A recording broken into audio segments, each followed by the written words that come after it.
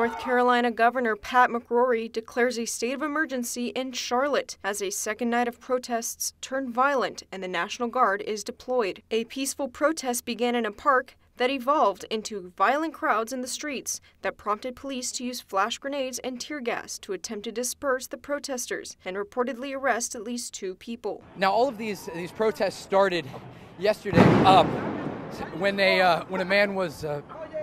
One second. I'm sorry. It's just water. I'll get you another one.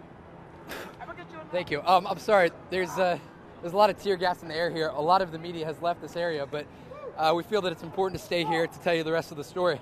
You can see there's some flash grenades going off behind me. This is very similar to what was happening in Ferguson and Baltimore.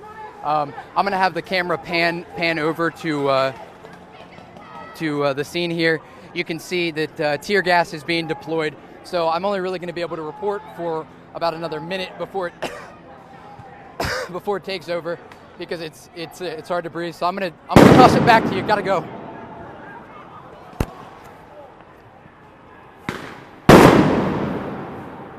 One man was shot Wednesday night, and at least 4 police officers were injured after 16 were reportedly hurt in Tuesday's violence. Several protesters then began looting local businesses and smashing building windows. We've seen a number of protesters who have turned to rioters out here that have guns on their hips.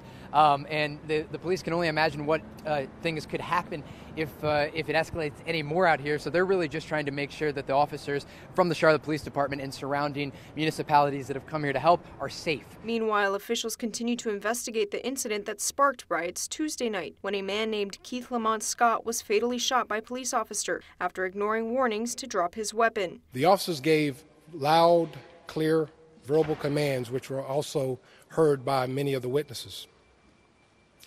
They were instructing the subject, once he got out of the vehicle, to drop the weapon. In spite of the verbal commands, Mr. Scott, as I said, exited his vehicle armed with a handgun as the officers continued to yell at him to drop it.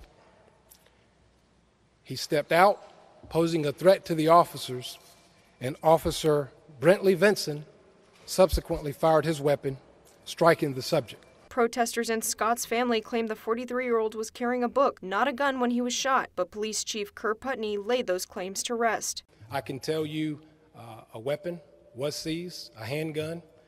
I can also tell you we did not find a book that has been made reference to.